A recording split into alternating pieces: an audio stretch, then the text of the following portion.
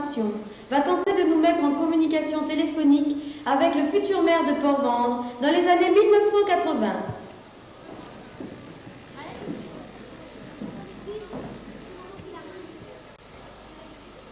Grand maître, s'il vous plaît.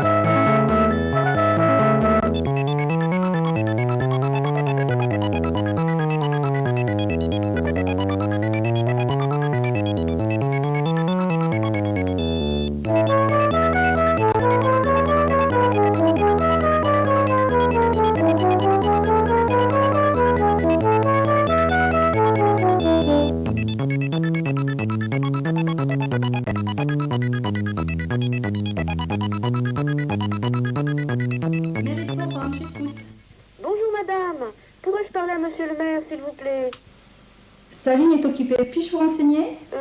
Oui, eh bien voilà, je suis journaliste dans les Nouvelles de l'Avenir et je fais une enquête sur la modernisation des villes. Ah, d'accord, ne quittez pas, je vais lui dire. Ce téléphone posé involontairement sur le bulletin municipal va nous permettre, grâce à la magie, de se passer provisoirement de monsieur le maire. C'est d'abord la nature qui créa Port-Vendre par son port naturel. Il permit aux premiers navigateurs de s'y abriter et d'y faire du commerce. Et c'est en juin 1923 que Port-Vendre devient une commune avec 300 habitants. Depuis cette date, 25 équipes municipales ont partagé avec leur maire l'immense travail de gestion et d'amélioration de leur ville. Que ce soit dans le bon ou le mauvais sens, leur souci de réussite restait le même. Mais venons-en à l'équipe qui nous intéresse. Qu'a-t-elle réalisé durant ces 2 mandats? Une allée piétonne, quai Pierre Forgas. Ah oui, ça nous l'avons déjà vu. Une caserne de gendarmerie. 2 sapeurs-pompiers. Un lotissement communal. Un aménagement global de la place Castellane. Nous l'avons aussi déjà vu. Un centre culturel d'animation sur cette même place. Un aménagement portuaire en collaboration avec la CCI. Port de commerce, de pêche,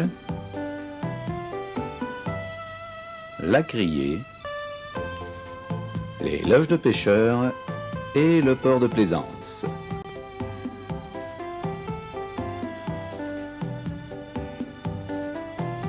Une restauration complète de la redoute Béard. Un centre régional de fouilles d'archéologie sous-marine aux anciens abattoirs. La rénovation de la mairie et de l'église.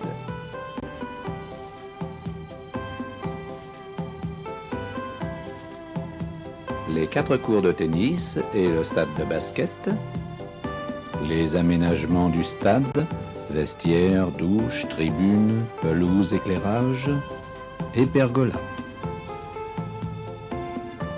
Le square des Tamarins.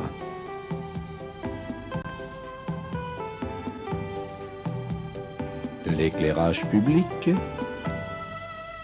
la maison de retraite.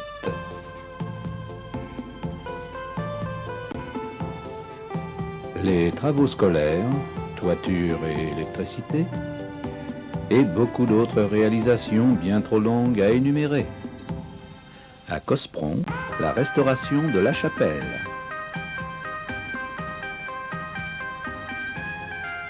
l'extension du réseau d'eau et la réalisation d'une station d'épuration, la réfection des routes, écoulements, ponts, chemins et replantation des vignes.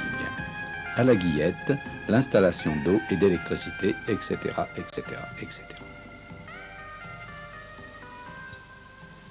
Il y a maintenant 12 ans, cette équipe d'amis se présentait aux élections municipales.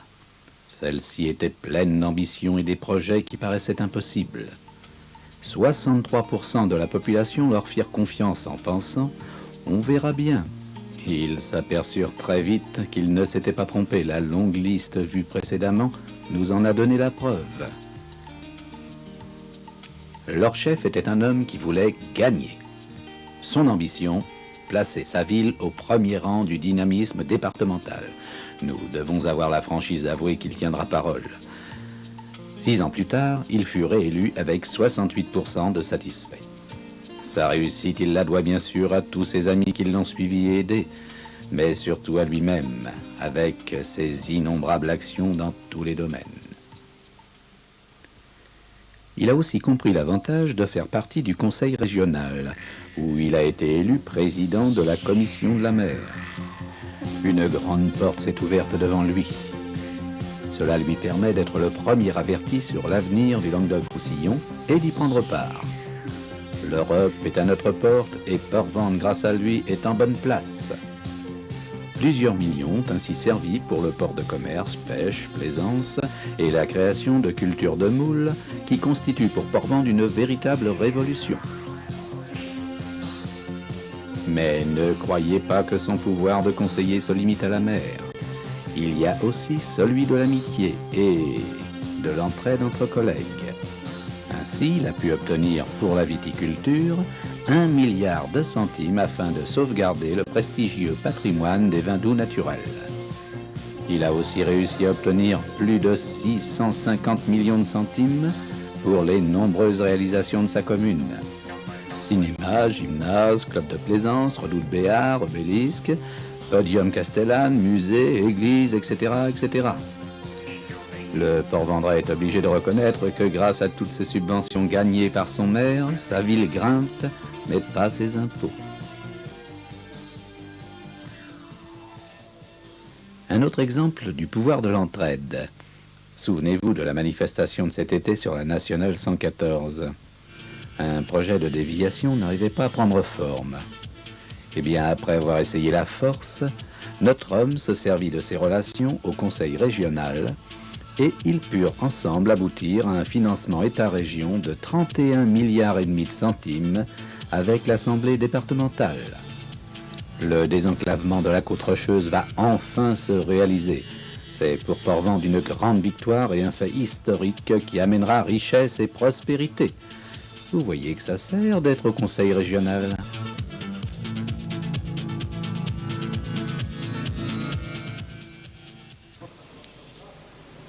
Chaque fois qu'il le peut, il va sur les chantiers pour parer aux erreurs et aux délais non respectés. Hélas, ce n'est pas toujours facile. Écoutez, nous, impérativement, il faut que vous interveniez, bon, à telle et telle époque, parce que c'est là, point final. Bon, s'il n'est pas capable, disons, de faire cette prestation, mais on en reparlera. Ici, un gymnase est en cours. Pour lui, le sport est primordial. Il l'a prouvé à tous les clubs. Et là, c'est pour le tennis. Vous étiez couru, vous? Évidemment, 8 semaines, ça passe vite, hein. Vient ensuite sa récompense.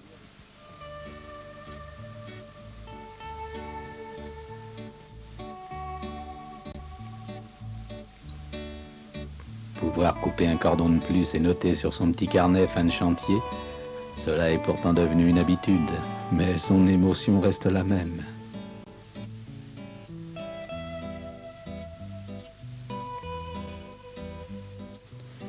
Ici, tel que nous le voyons, notre maire réfléchit. Son esprit est ailleurs.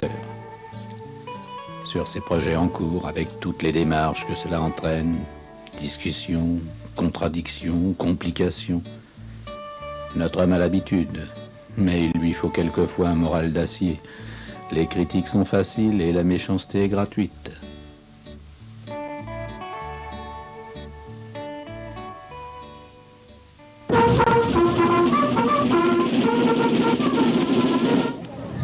Bien debout. Présentez. Homme. Le cœur de l'Algérie dans la redoute Béar a enthousiasmé notre maire. Les Port-Vendrais méritaient bien cet honneur. Objet. Homme. Monsieur Jean-Jacques Villa, maire de Port-Vendre.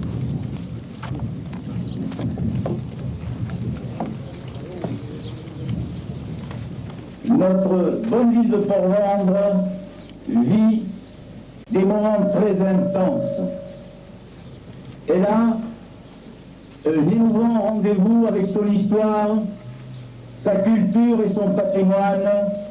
Cette histoire, vous le savez tous, est étroitement liée avec celle de l'Algérie française.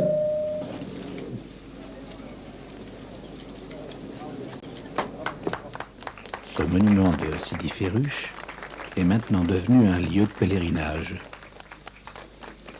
Plusieurs milliers de personnes sont déjà passées pour se remémorer leurs souvenirs.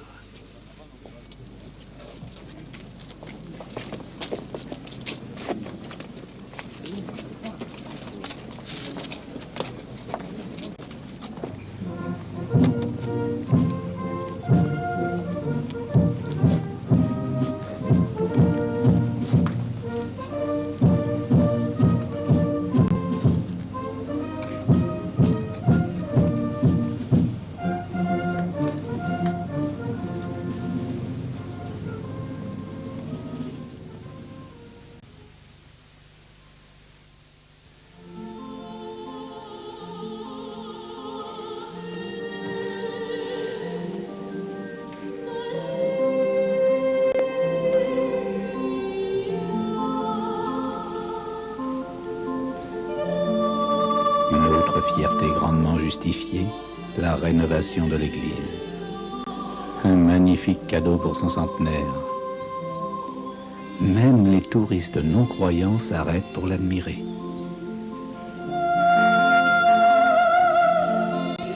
Peut-être pourra-t-elle les convaincre par sa beauté.